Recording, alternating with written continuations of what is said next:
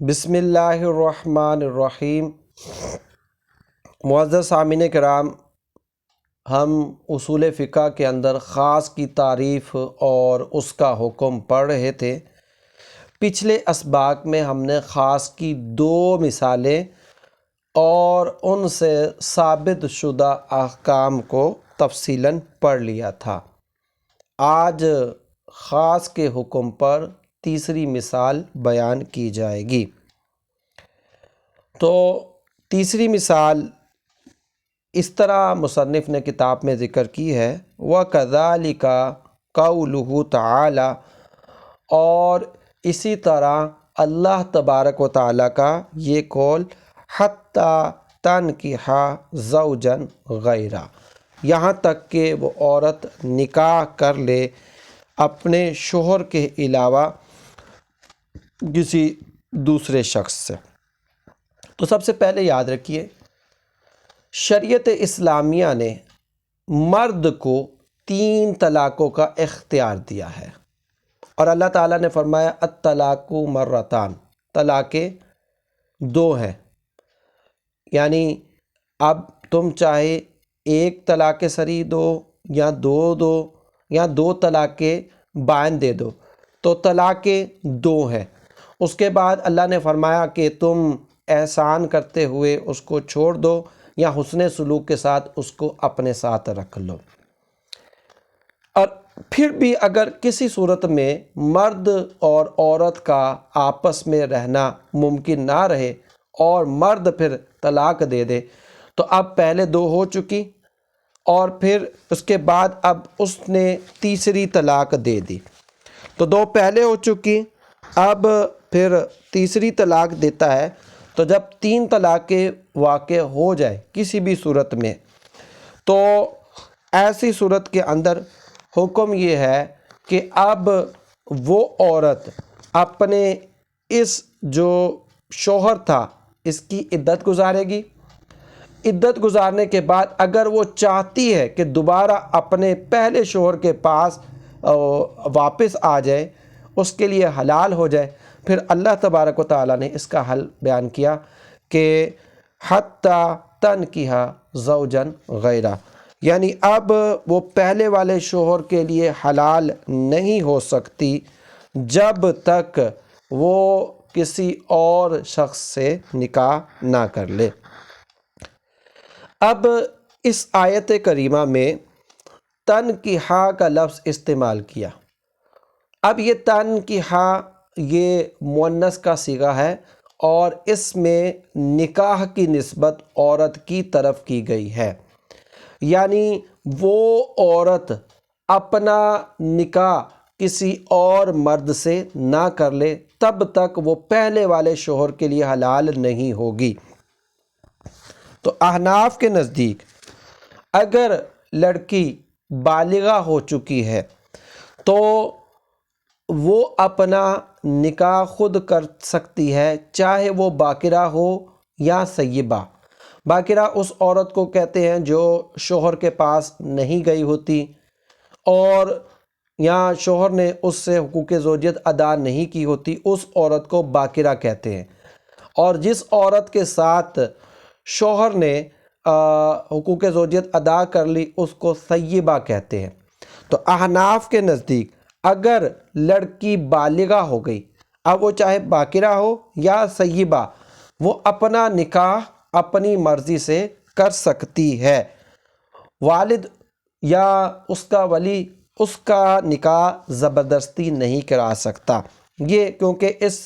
آیت کریمہ میں تنکیحہ لفظ خاص ہے اور اس میں نکاح کی نسبت عورت کی طرف کی گئی ہے۔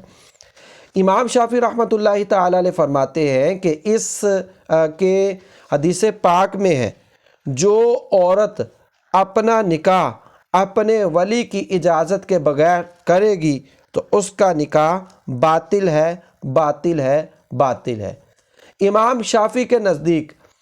نکاح کرنے کی علت ان کے نزدیک، یعنی عورت اپنی مرضی سے نکاح کر سکتی ہے، اس کی علت ان کے نزدیک سیبہ ہونا ہے، اور سیبہ وہی جس کا پردہ بکارت زائل ہو چکا ہو، اس کو شرعی اصطلاح میں سیبہ کہتے ہیں۔ تو امام شافعی کے نزدیک اگر عورت سیبہ ہے، اب وہ چاہے باکرہ بالغہ ہو یا نابالغہ، دونوں صورتوں میں وہ اپنا نکاح کر سکتی ہے، لیکن اگر عورت باکرہ ہے، اب وہ چاہے بالغہ ہو یا نابالغہ، وہ اپنا نکاح نہیں کر سکتی، اور اگر کرے گی تو اس کا نکاح باطل ہے، کیونکہ یہ امام شافعی اس بارے میں حدیث بیان کرتے ہیں کہ روی عن النبی صلی اللہ علیہ وسلم، روایت کیا گیا نبی کریم صلی اللہ علیہ وسلم سے، ایما امرأۃ، ہر ایسی عورت نکحت نفسہا، کہ جس نے اپنا نکاح بذات خود کیا، بغیر اذن ولیہا، اپنے ولی کی اجازت کے بغیر، فنکاحہا باطل باطل باطل، تو اس کا نکاح باطل ہے باطل ہے باطل ہے۔ احناف کی طرف سے امام شافعی کو یہ جواب دیا جاتا ہے کہ آپ نے جو حدیث بیان کی وہ خبر واحد ہے، اور ہم نے خبر واحد کے مقابلے میں قرآن پاک کا لفظ خاص بیان کیا۔ ضابطہ یہ ہے کہ قرآن پاک کے خاص کے مقابلے میں اگر خبر واحد آ رہی ہو تو ہم ان کے درمیان موافقت پیدا کر سکتے ہیں، تطبیق پیدا کر سکتے ہیں، کوئی ایسی گنجائش پیدا کریں گے کہ جس میں قرآن پاک کے خاص پر بھی عمل ہو جائے اور حدیث پاک پر بھی عمل ہو جائے۔ وہ اس طرح کے خاص کے حکم میں تبدیلی نہیں ہونی چاہیے، لیکن اگر آپ کا یہ اصول مان لیا جائے تو آپ کے اصول کی بنیاد پر نکاح نہیں ہو سکتا عورت کا، اور جو قرآن پاک کا خاص کہہ رہا ہے کہ وہ اپنا نکاح کر سکتی ہے، تو آپ کی بیان کردہ خبر واحد چونکہ قرآن پاک کے خاص سے ٹکرا رہی ہے، لہذا اس پر عمل نہیں کیا جائے گا۔ پہلے ہم عبارت دیکھ لیتے ہیں اور پھر احناف اور امام شافعی کے درمیان جو اختلاف ہے اس سے جو مسائل کے درمیان اختلاف ہوگا ہم اس کو بھی بیان کرتے ہیں۔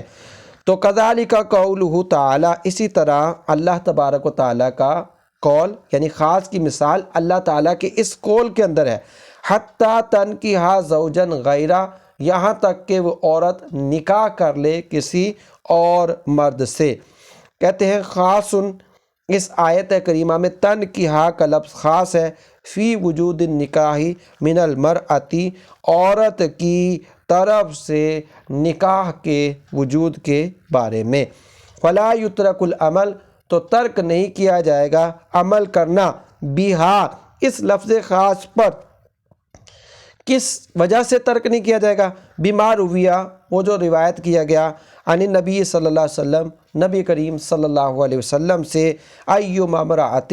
ہر ایسی عورت نکحت نفسہا بغیر اذن ولیہا، کہ جس نے اپنا نکاح اپنی ولی کی اجازت کے بغیر کیا، فنکاحہا باطل باطل باطل، تو اس کا نکاح باطل ہے باطل ہے باطل ہے۔ اب یہ تو احناف اور شوافع کا مذہب ہو گیا۔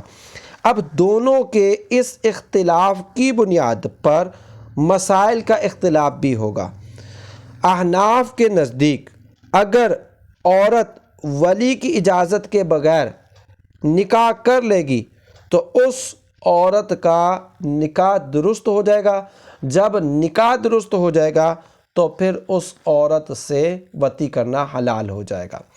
امام شافعی کے نزدیک چونکہ اس عورت نے اپنے ولی کے بغیر نکاح کیا ہے، لہٰذا اس کا نکاح باطل، جب نکاح باطل تو پھر اس عورت سے قربت یعنی حقوق زوجیت ادا کرنا یہ جائز نہیں ہوگا۔ یہ پہلا مسئلہ احناف اور شوافع کے درمیان ثابت ہوگا۔ احناف کے نزدیک چونکہ نکاح درست ہے، لہذا ایسی صورت میں مہر بھی لازم ہوگا، مرد پر نفقہ دینا بھی لازم ہوگا، اور اس پر رہائش فراہم کرنا بھی لازم ہوگا۔ اور اگر شوہر طلاق دے دے گا تو چونکہ وہ اس کی بیوی ہے، لہذا اس کی دی ہوئی طلاق بھی واقع ہو جائے گی۔ اس کے برعکس امام شافعی کے نزدیک چونکہ نکاح ہی نہیں ہوا، لہذا حق مہر بھی لازم نہیں، شوہر پر نان نفقہ بھی لازم نہیں، اس کو رہائش فراہم کرنا بھی لازم نہیں، جب نکاح نہیں تو پھر طلاق بھی نہیں دے سکتا۔ یہ دو مسائل احناف اور امام شافعی کے درمیان ثابت ہوئے۔ اب اس میں ایک اور مسئلہ یہ ہے کہ احناف کے نزدیک یہ نکاح درست ہے، یہ نکاح درست ہے، لہٰذا اگر مرد نے اس عورت کو 3 طلاقیں دے دی تو جب تک وہ حلالہ کر کے حلالہ نہیں کر سکتی وہ پہلے والے شوہر کے لیے حلال نہیں ہوگی۔ اور امام شافعی کے نزدیک چونکہ نکاح ہی نہیں ہوا، جب نکاح ہی نہیں ہوا تو 3 طلاقیں دے دے گا تو واقع نہیں، جب واقع نہیں تو اس کو حلالہ کی ضرورت نہیں رہے گی۔ لیکن امام شافعی رحمۃ اللہ علیہ کے جو اب کے پیروکار ہیں انہوں نے کہا ہے کہ اگرچہ امام شافعی کا یہی مذہب ہے کہ ایسی صورت میں نکاح منعقد نہیں ہوتا، لیکن اگر اس عورت نے نکاح کر لیا اور اس کے شوہر نے اس کو 3 طلاقیں دے دی تو احتیاطاً اس پر لازم یہ ہے کہ وہ حلالہ کر لے۔ آج کے شوافع کا یہی مذہب ہے اور اسی پر ان کا فتویٰ ہے۔ تو یہ جو اختلاف تھے احناف اور شوافع کے وہ کتاب میں بیان کیے گئے ہیں۔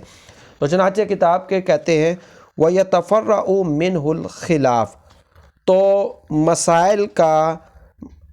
متفرع ہوتے ہیں اس اختلاف پر، یعنی مسائل نکلتے ہیں اس اختلاف پر۔ فی حل الوتی، وتی کا حلال ہونا، احناف کے نزدیک حلال نکاح ہو گیا اور شوافع کے نزدیک حرام چونکہ نکاح نہیں ہوا۔ ولزوم المہر والنفقہ والسکنہ، مہر بھی لازم ہوگا احناف کے نزدیک، نفقہ بھی لازم ہوگا، رہائش فراہم کرنا بھی لازم ہوگا، وقوع الطلاق، اور طلاق بھی واقع ہوگی۔ امام شافعی کے نزدیک نہ نفقہ لازم کیونکہ نکاح نہیں ہوا، نہ سکنا لازم رہائش فراہم کرنا، اور نہ طلاق دے تو طلاق واقع ہوگی۔ والنکاح بعد طلاق الثلاثہ،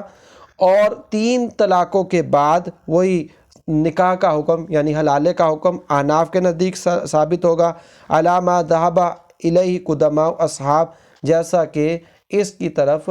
اصحاب قدماء یعنی پہلے کے اصحاب گئے ہیں۔ امام شافعی کے پہلوں کے پیروکار تھے کہ نکاح کرنا لازم نہیں ہوگا، لیکن بخلاف مختارہ المتاخر منہم، ان میں سے جو آج کے شوافع ہیں انہوں نے وہ اس بات پر فتویٰ دیا ہے کہ اگر اب عورت کر لیتی ہے یعنی اس طرح اپنا نکاح کر لیتی ہے اور اس کا شوہر اس کو 3 طلاقیں دے دیتا ہے تو ایسی صورت میں اس کو حلالہ کرنا پڑے گا، جب تک وہ حلالہ نہیں کرتی وہ اپنے پہلے والے شوہر کے لیے حلال نہیں ہوگی۔ تو الحمدللہ آج جو ہے خاص کی تعریف، اس کے حکم اور اس پر جو اصول شاشی میں 3 مثالیں بیان کی تھی وہ ہماری مکمل ہوگی۔ کل انشاءاللہ آئندہ سبق میں ہم عام کی بحث، اس کی اقسام اور مصنف نے اس پر جو جو مثالیں پیش کی ہیں ہم ان کو بیان کریں گے۔ آپ ہمارا چینل دیکھتے رہیے اور آپ اپنے کمنٹس کر اپنی رائے بھی دیجیے تاکہ ہم ان چیزوں کے اندر مزید بہتری لا سکیں، اور اس کے علاوہ اگر آپ کا کوئی شرعی مسائل بھی ہوں تو وہ بھی آپ اپنے کمنٹس میں لکھ سکتے ہیں۔ اللہ تبارک و تعالی ہمیں ان چیزوں کو سمجھنے کی توفیق عطا فرمائے۔ وما علینا الا البلاغ المبین۔